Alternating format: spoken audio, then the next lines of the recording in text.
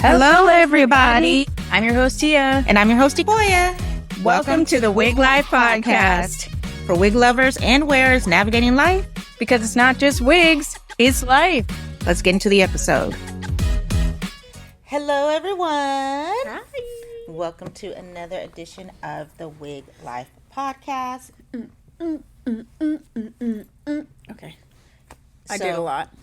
If you have ever seen me and Tia live or just in person, there's a lot of impromptu songs and dances. That's just a part of the personality. So anyway, it is Women's History Month. It is March. Yay! Girl It's power. also my birthday month. All right. Yay! So we're loving all that. So today we're going to be talking about impactful women in honor of the month. So do you want to start with yours or do you want me to start with mine? You started with yours. Okay. Oh, wait, before we start, we do have merch, everybody. Oh, yes. We got merch. Okay, enough with the song. We just ate, so, yeah, we got a lot of songs. If you see the video, I'm doing a little shaky shake for you, so watch the YouTube video. We do have merch. We got sweatshirts, t-shirts. We got pillowcases, bags, backpacks, all kind of fun stuff. So, yeah. Yes, the links will be down in the description box or the show notes. If you decide to get you some Wig Life gear, please post a pic somewhere. We're all over social and tag us so we can send you some props and give you some love. Yep. So, impactful women. Impactful women. Okay. So, the first person I have to say that is an impactful woman for me is my mom. My mom is so, oh man.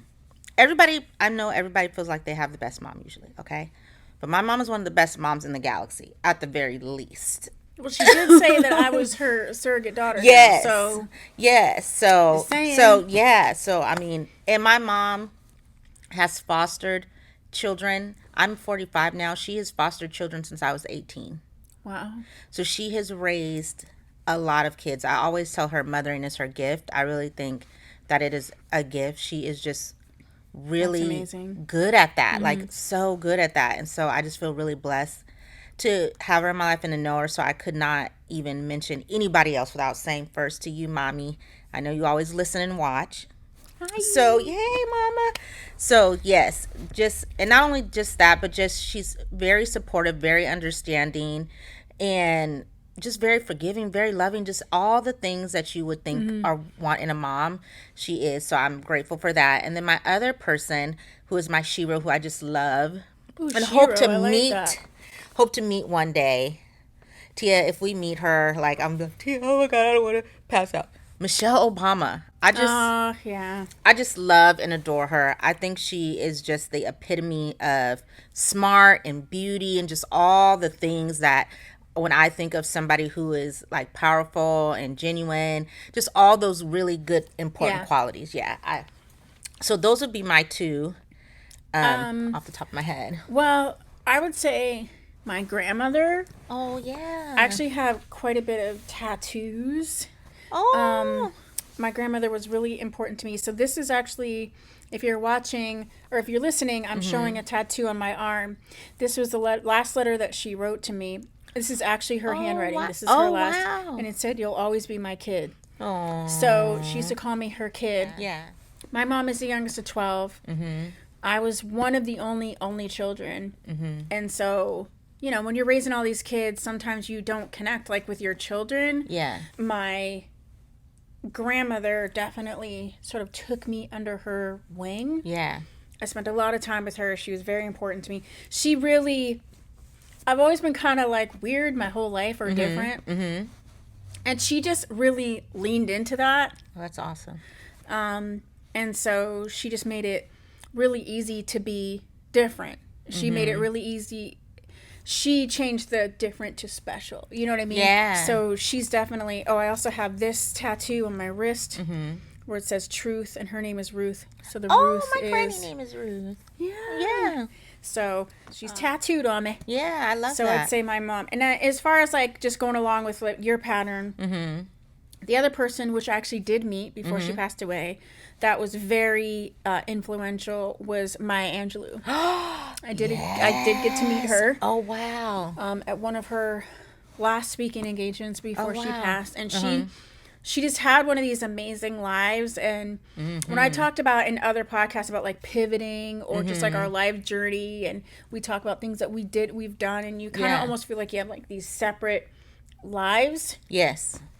She definitely had these segments that were just so different, and any one of them could have been a full life. Yes. And then you put them all together. Yeah. So I'd say that's some of the heroes for me. Yeah, she, I live and breathe by her statement, and my mom told me it when I was little, and I live by that. When a person shows you who they are, believe them. The first time. I live by that.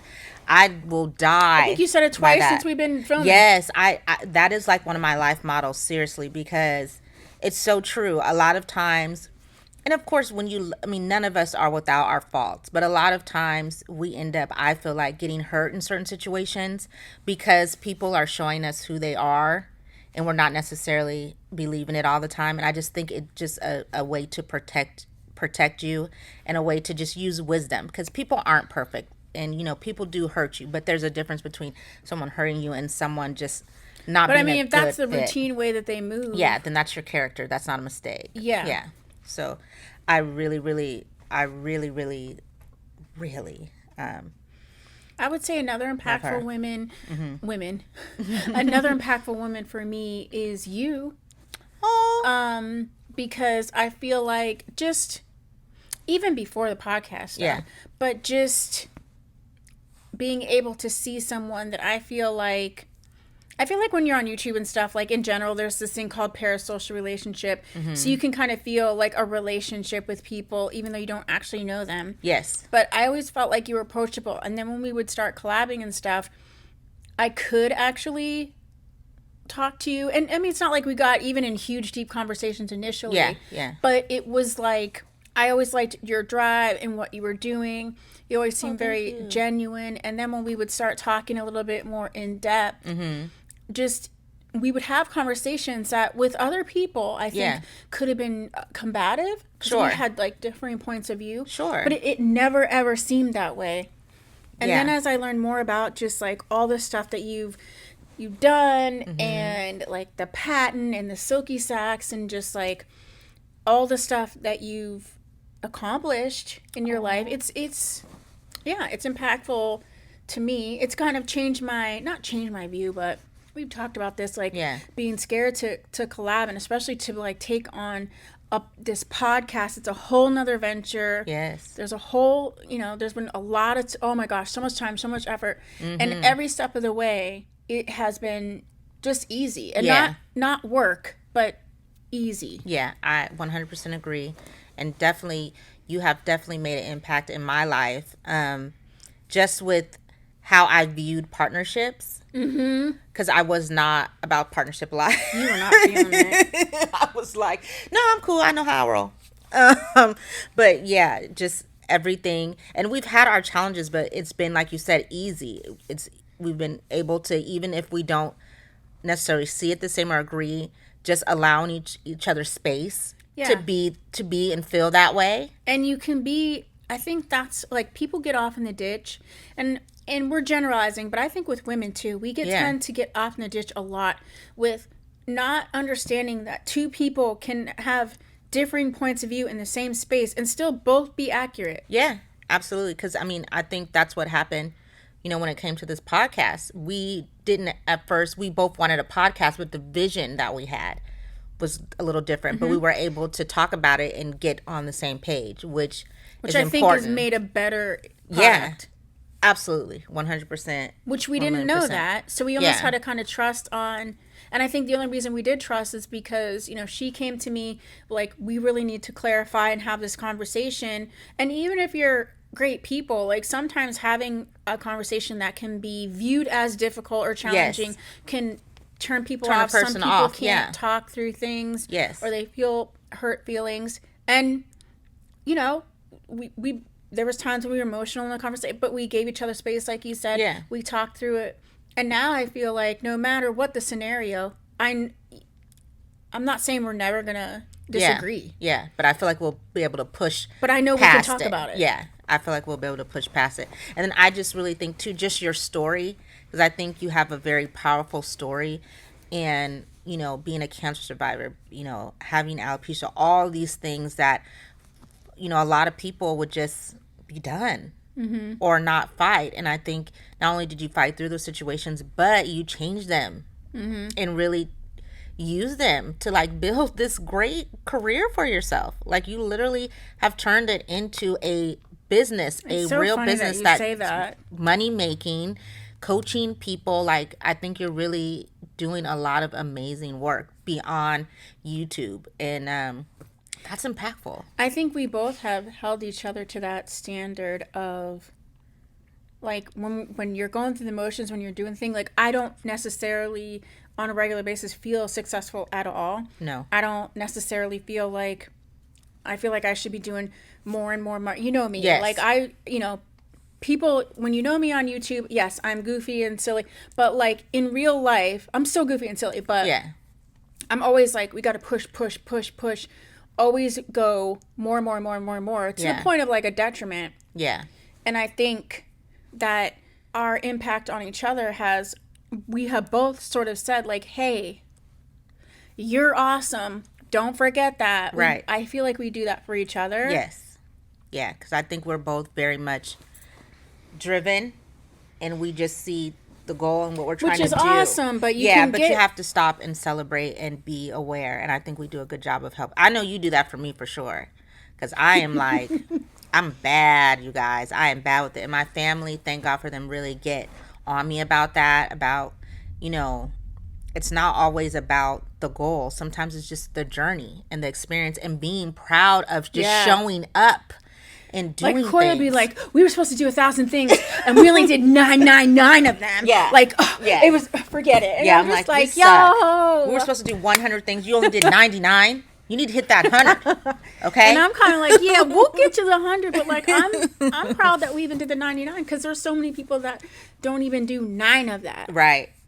And I think too, in general, and just women, since it is Women's History Month, I do think women in general, we are hard on ourselves. Most of the time, we're probably more hard on ourselves than any other person. And then I think society, there's so many Expectations, the things, standards, that people put on women as far as what we should be doing, what we should be looking like. It's either you're never enough, or you're too much, or So I think all of those things really can weigh on you and get you down. Like I know for me, and I don't know if you feel this way, but I feel like we do a lot of social media. We started off as YouTubers, and I'm 45, and sometimes I feel like the old lady in the room. And my other I YouTuber feel that way friends, about like TikTok. I'm like, I don't want to be on no TikTok. Oh my God, right? I feel like the grandma. And then I talk to my other friends or other people, and they're like, oh my God, no, first of all, you're not that old, and that's great. So, I just think we as women are hard on ourselves about a lot of things. We don't give ourselves enough credit in general. Even like you being a mom and doing a lot of it single, like that is amazing. I know so many moms who have done it by themselves. That is amazing. Like raising a child, I have done a lot of things that were hard, but I fostered. That was the hardest thing I have ever done by far. One of the hardest things I've ever done. So my hat is off to moms.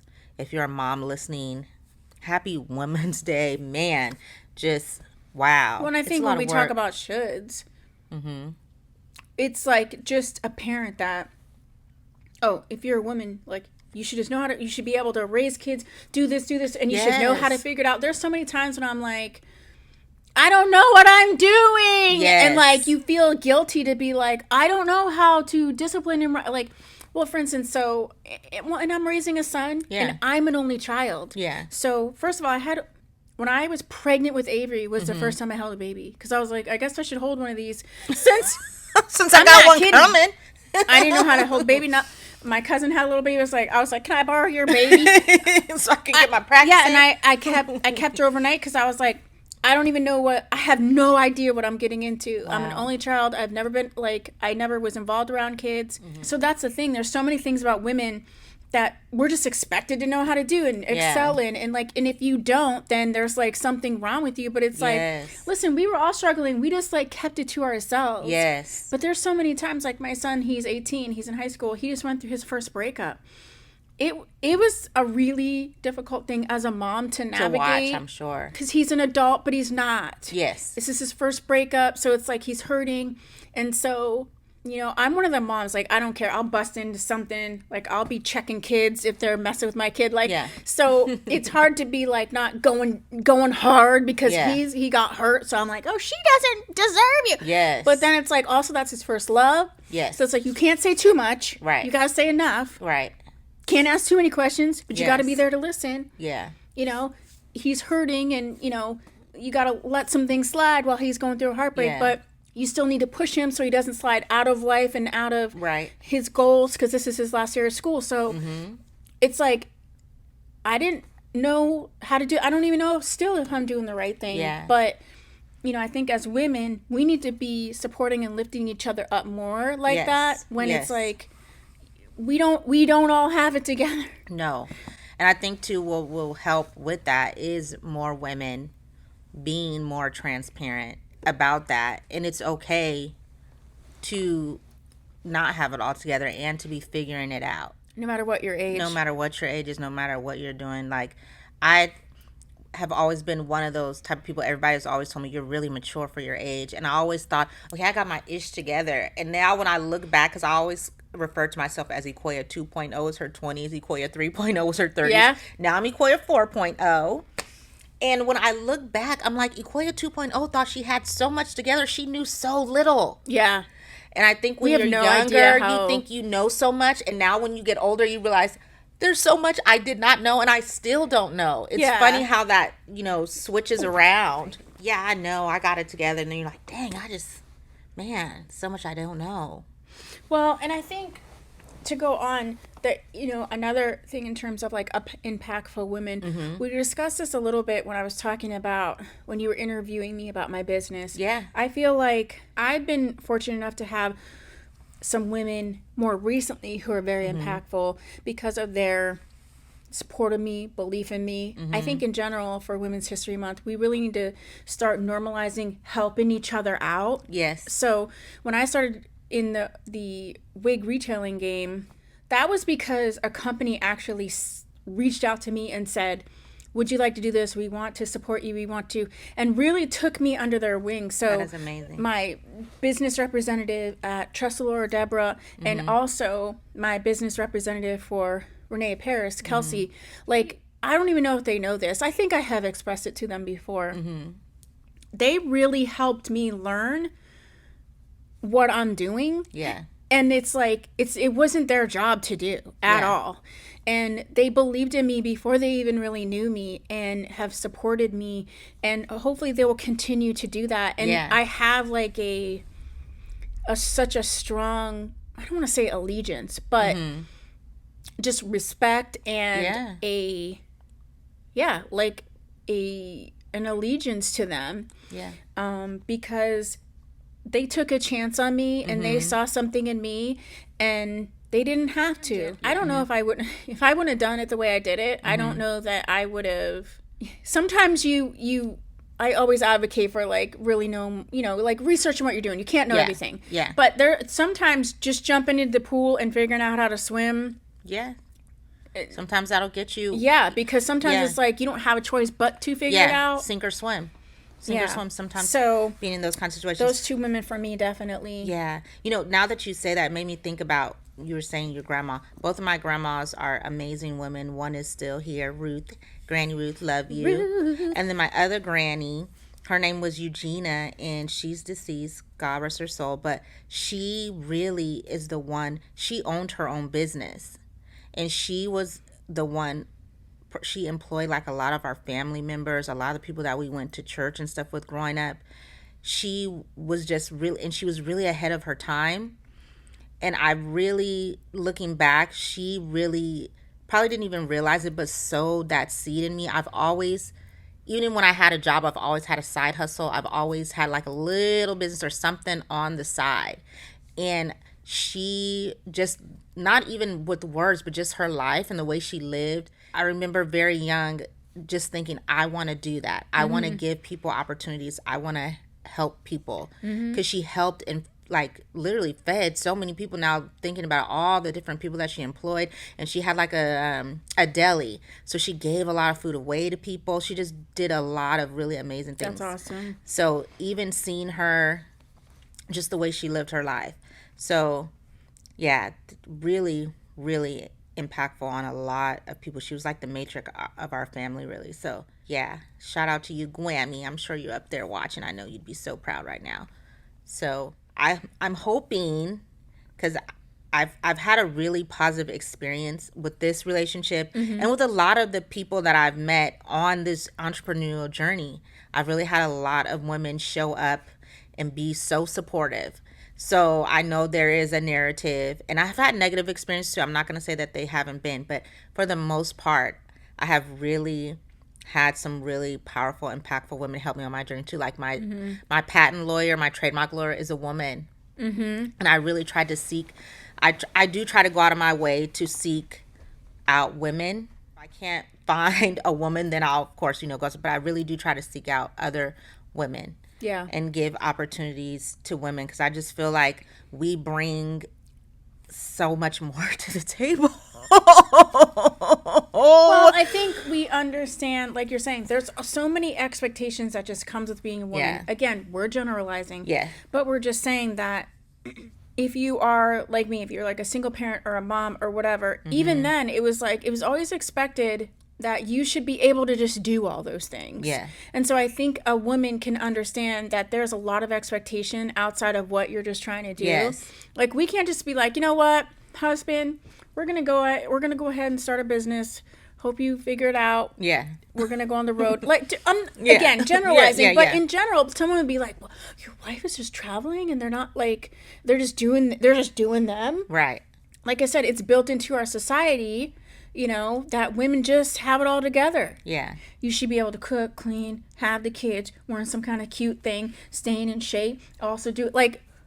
Too much. Who's doing that? And if you're doing that, you have help. And the people who know me well know this. Ikoya is the worst cook. You do not.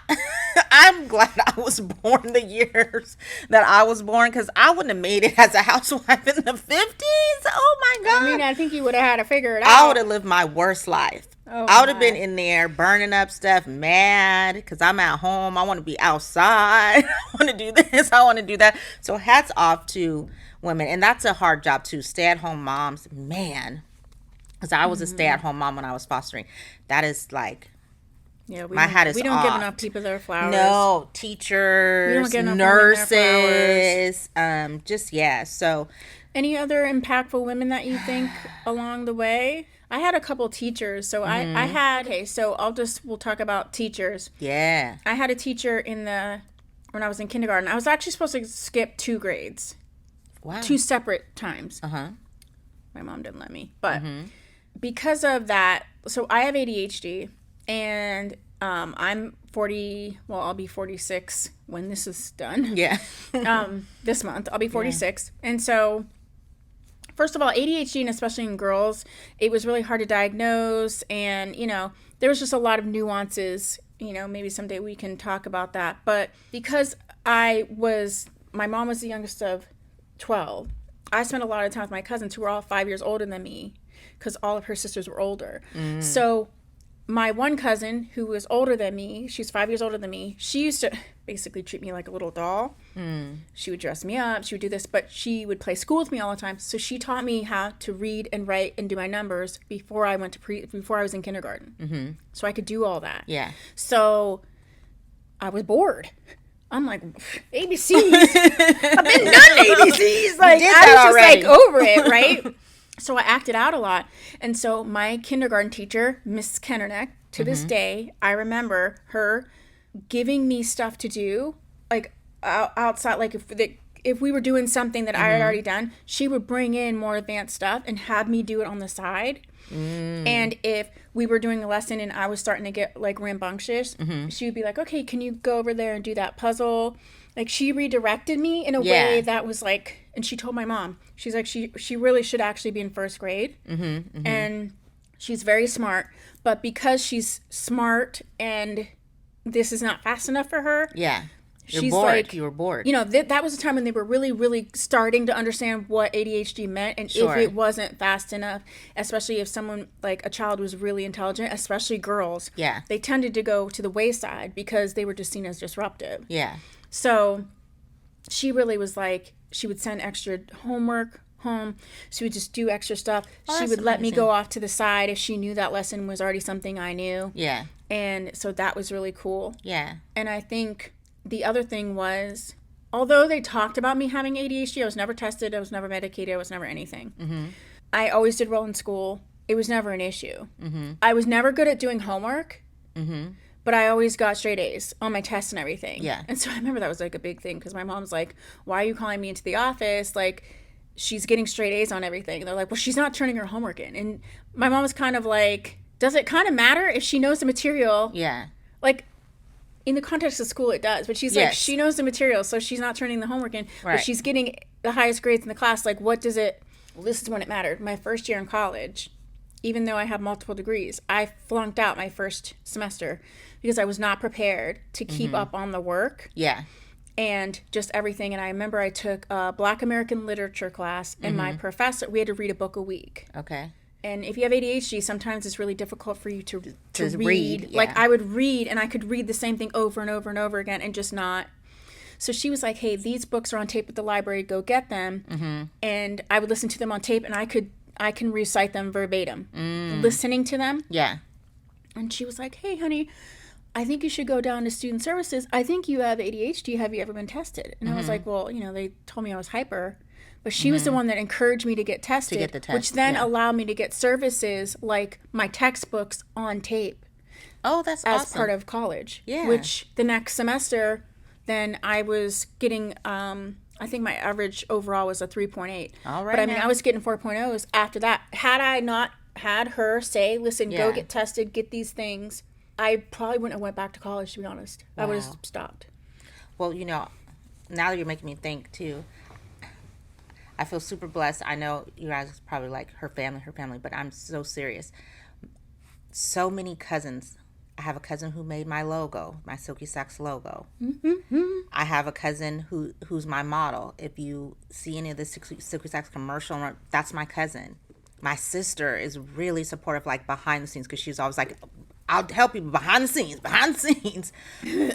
My god sister.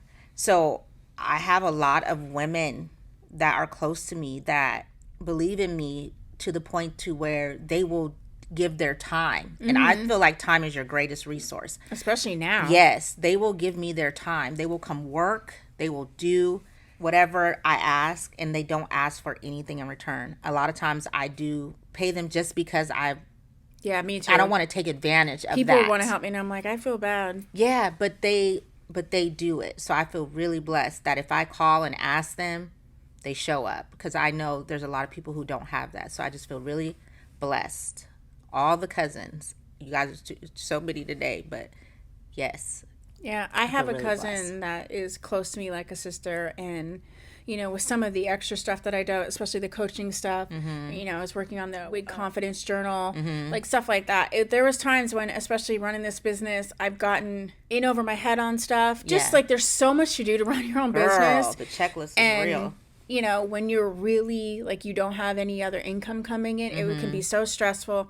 She has pulled me across the finish line a lot of times. Yeah. And she has kept things in perspective. And she's like, okay, you cry, but you still talk, and I'll write down the notes. So like, sweet. You can cry through it. Yeah. I don't care. Yeah. We're going to do it. Or she's like, you know, we can't get together. Put me on speakerphone when you're packing people's order. We'll just talk while you're on speakerphone. Yeah. Pack the orders.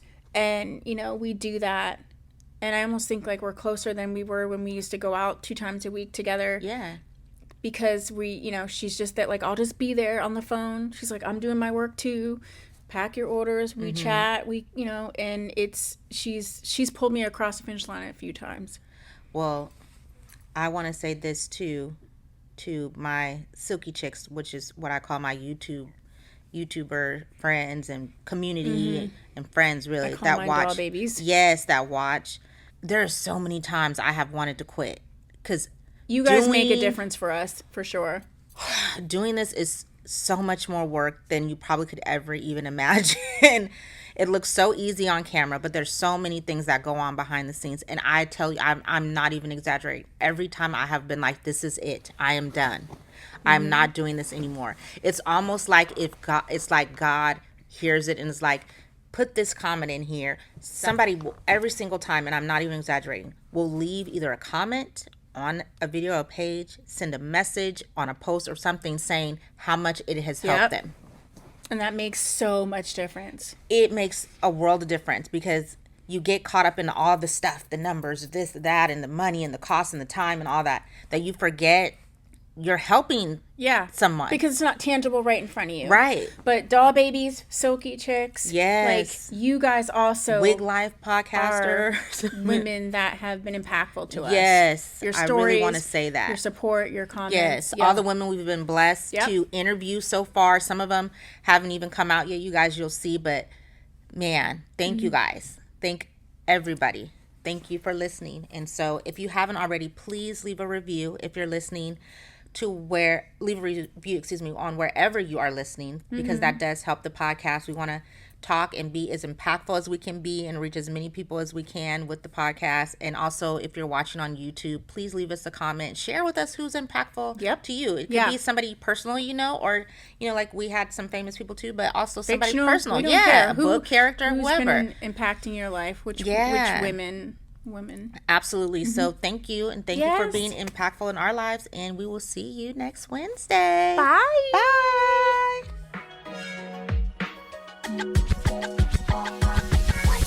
If you enjoyed the episode and you'd like to help support the Wig Life Podcast, please subscribe and leave a rating or review wherever you like to listen. To stay up to date with the Wig Life Podcast, visit our website and follow us on socials everywhere at Wig Life Podcast. See you.